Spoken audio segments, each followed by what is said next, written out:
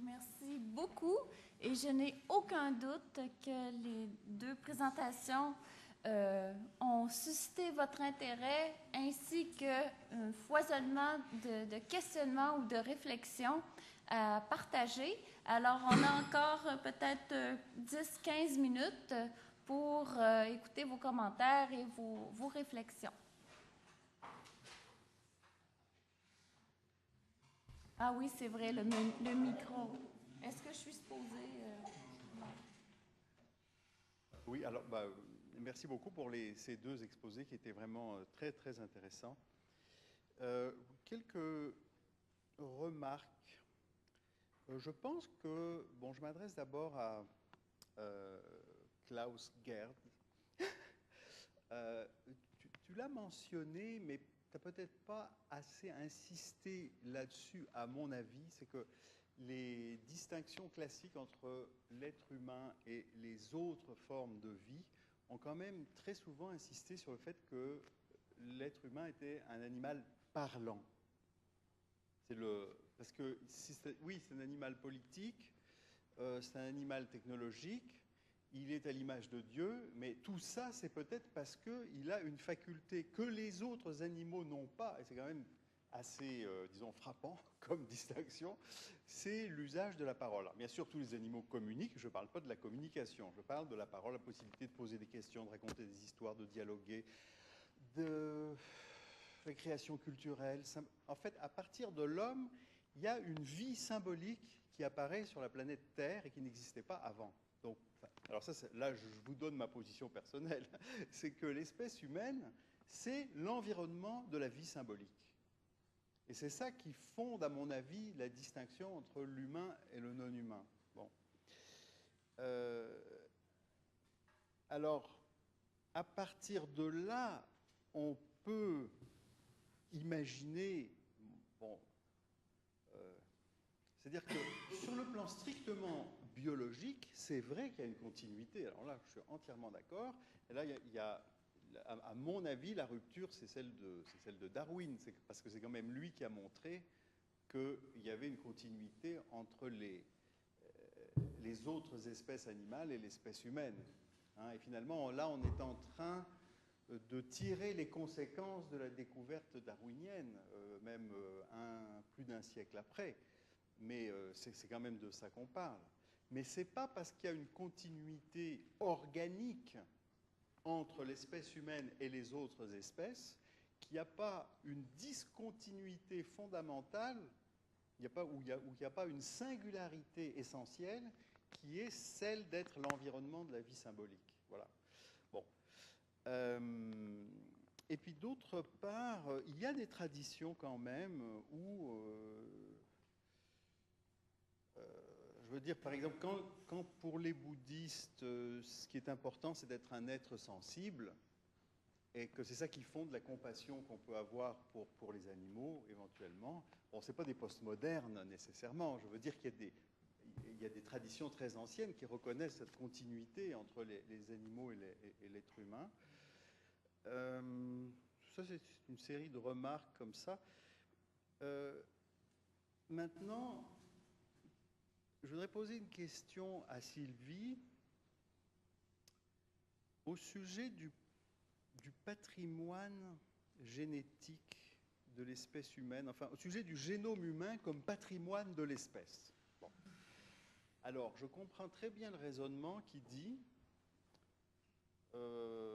bon, puisque c'est le patrimoine de l'espèce humaine, on n'a pas le droit d'en détruire un élément, parce que c'est potentiellement précieux, puis on ne sait pas à quoi toute cette diversité pourra un jour servir, éventuellement peut-être pour supprimer une maladie vraiment horrible et qui n'a aucune autre, enfin un gène qui n'a aucune autre fonction que de produire cette maladie, on pourrait peut-être le supprimer, puis là, ça serait transmissible par les descendants. Bon, ok, ça je comprends.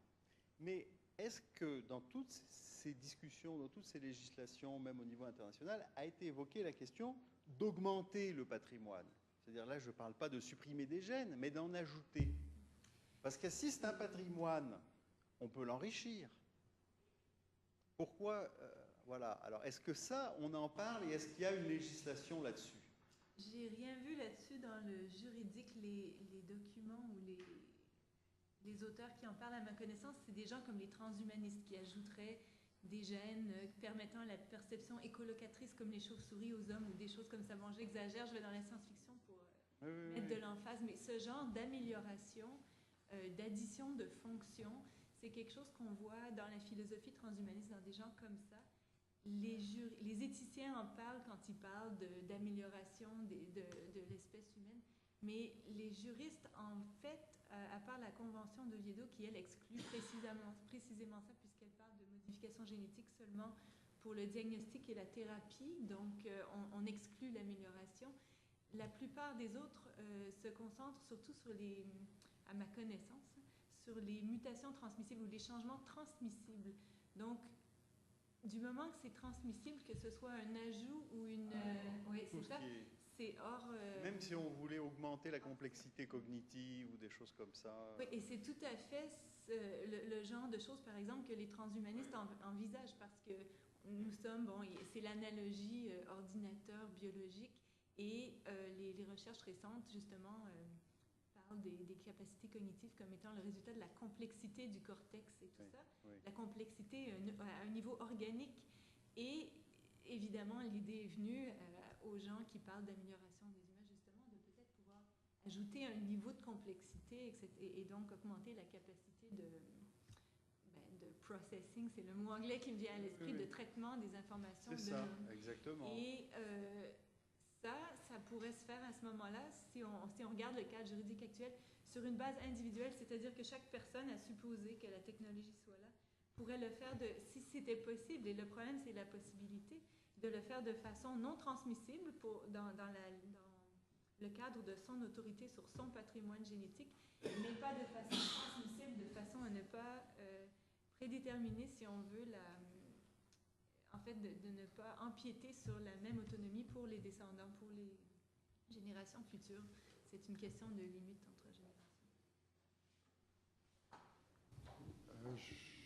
Je voudrais quand même répondre à ça. Donc, merci beaucoup pour ces remarques.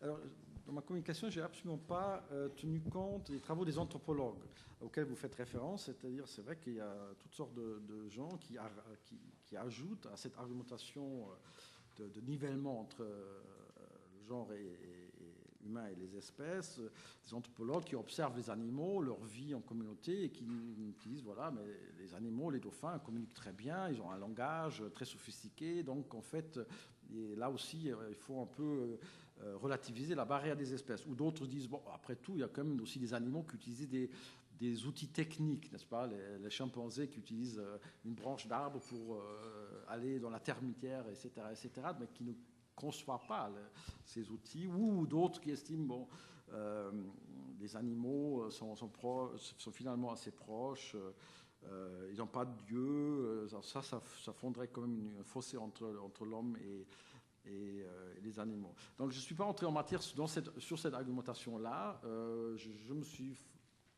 basé exclusivement sur les argumentations philosophiques, sur une histoire de la philosophie, si vous voulez.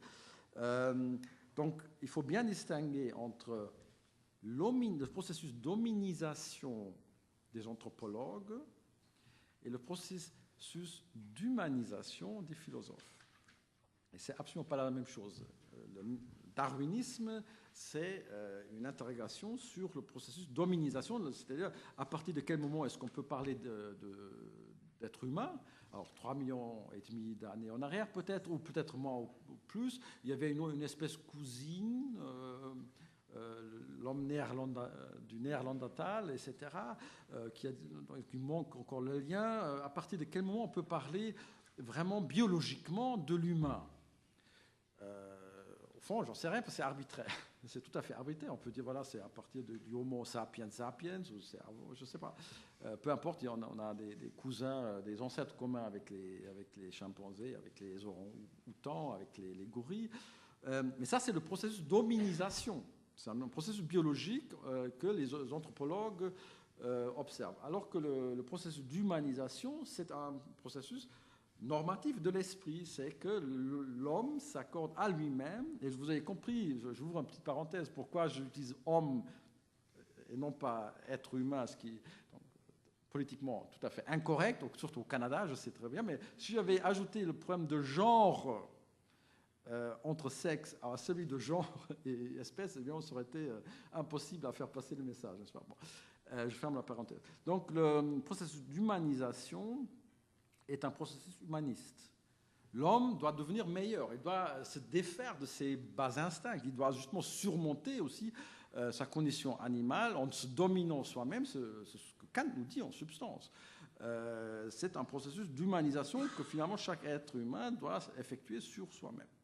Donc, humanisation, ce n'est pas du tout la même chose, et je crois qu'on est dans la confusion des genres, dans la confusion des genres si on place les deux sur le même niveau. Et puis, vous avez fait référence au bouddhisme. Ça, c'est hyper intéressant, parce que le bouddhisme, effectivement, je ne suis pas du tout historien des religions, mais un statut spécial, puisqu'il s'agit quand même d'une religion sans sujet ni Dieu. Bouddha n'est pas un Dieu. Oui. Ça peut passer par les... Oui, mais dans le bouddhisme, pour ce que j'en sais, c'est très très peu de choses, le corps humain, ce n'est qu'une enveloppe qui est vide. Et je me souviens avoir lu le témoignage de Jacques Maritain, qui avait participé à certains travaux préparatoires de la Déclaration universelle des droits de l'homme, et qui disait on s'est mis d'accord, mais ne nous demandez surtout pas sur quoi et comment on s'est mis d'accord, parce que les différents représentants des grandes religions du monde étaient tous d'accord pour dire il y a dignité, mais dès qu'on voulait savoir comment vous définissez la dignité, voilà, chacun avait sa définition à lui tout seul. Donc,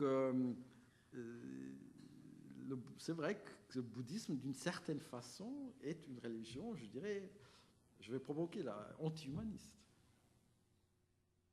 et qui a un statut spécial dans les comités de bioéthique, ce que j'ai pu suivre, notamment au niveau de l'UNESCO,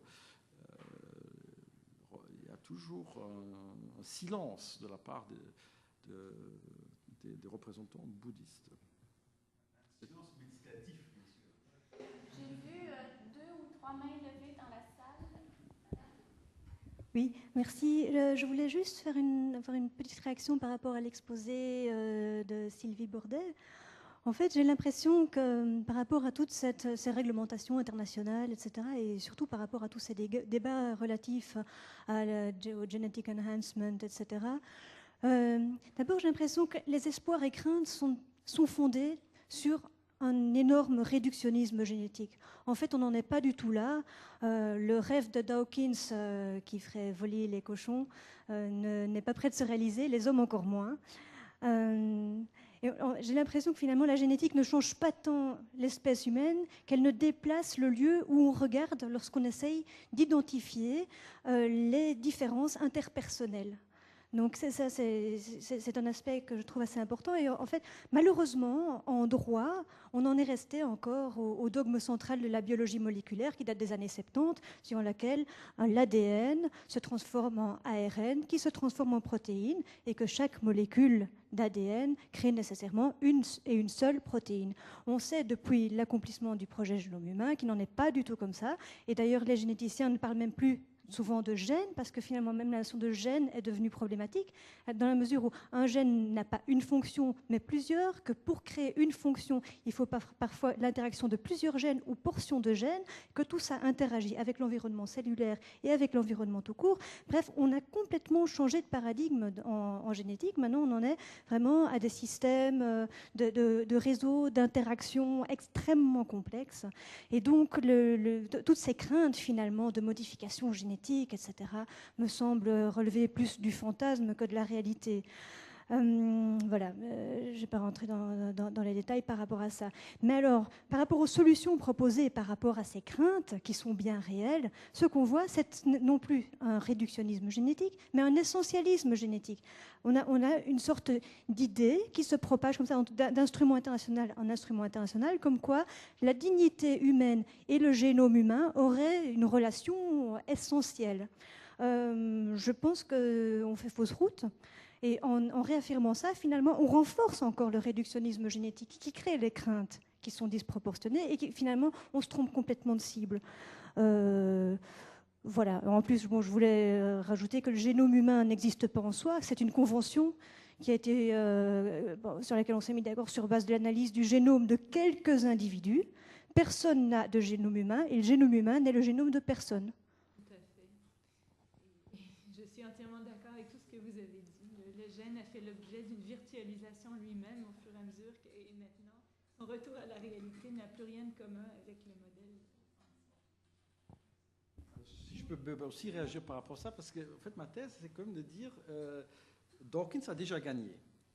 Dawkins a déjà gagné parce que le sujet, et les autres transhumanistes, parce que le sujet est problématisé, c'est-à-dire finalement, il introduit de par son discours, même si c'est à la marge, si c'est à la marge, précisément parce que c'est à la marge, il introduit le doute et il introduit un certain relativisme, c'est-à-dire le relativisme devient à ce moment-là l'horizon idéologique indépassable. Il n'y a pas d'alternative à ce que Habermas appelle la ideal speech situation, la situation discursive idéale, dans laquelle nous discutons sans fin, finalement c'est ça, on discute sans fin les normes et les variances et les déviances, c'est réactualisé en permanence, just in time, mais je crois qu'il n'y a pas de retour en arrière possible.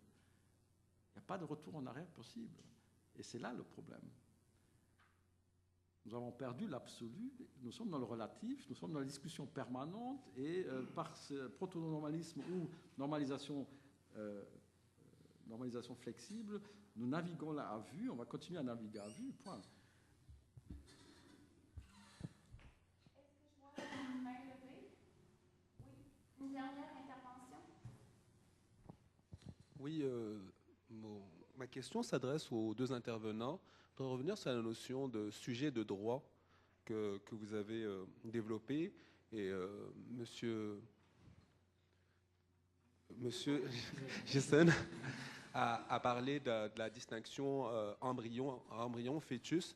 Moi, je voudrais revenir sur la question de est-ce que c'est l'être humain qui est destinataire de la protection et titulaire de droits comme des droits de créance, droits de dignité, tout ça, ou ça ne serait pas plutôt la personne humaine, c'est-à-dire l'être humain qui a été qualifié par le droit comme étant destinataire de cette protection.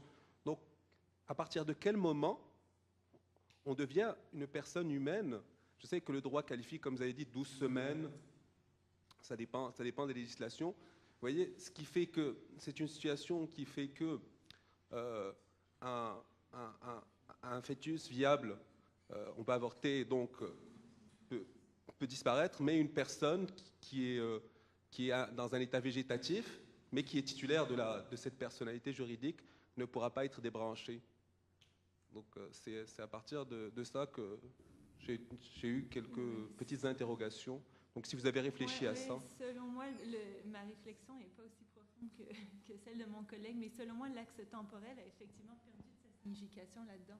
Comme vous l'avez souligné, ce n'est pas seulement une question d'embryon, de fœtus, de stade de développement, mais aussi des buts dans lesquels ils ont été créés.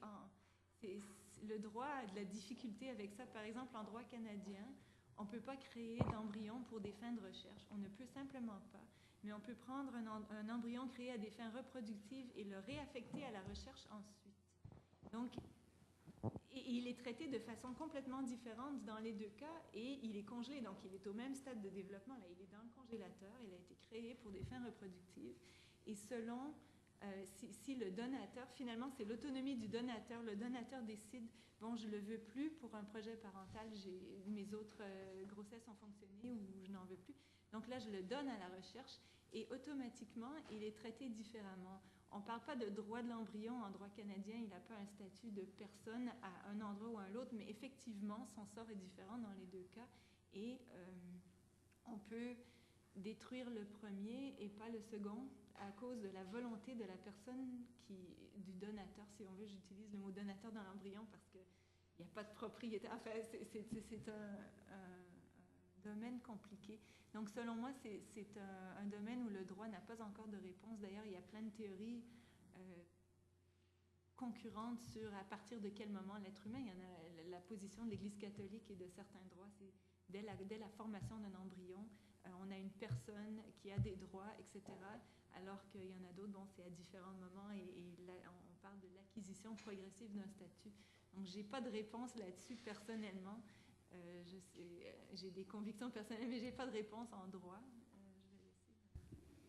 Et moi, en plus, je ne suis pas juriste, donc je ne peux pas vous faire un exposé sur l'utilisation de concepts tels que sujet ou personne dans le droit. Ce qui me semble, c'est qu'il y a une cascade normative, dans le sens où, jusqu'à présent, le foetus avait quand même un statut privilégié parce qu'il était plus proche de l'humain après la naissance, et donc l'embryon était quelque chose de temporairement placé avant le foetus. Maintenant, la technique a chamboulé tout cela et on est dans le flou généralisé.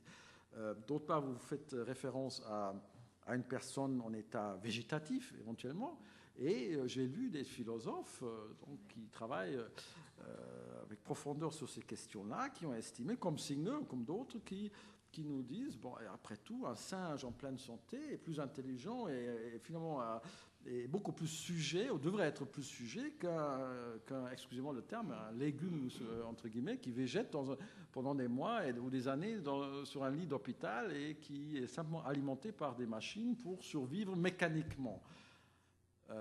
Donc c'est là que se pose effectivement la barrière entre genre et humain. Est-ce que nous reconnaissons dans la personne qui vit à l'état végétatif un humain, un sujet humain, une personne humaine, ou est-ce que c'est la valeur? Parce que finalement, il n'a pas de valeur.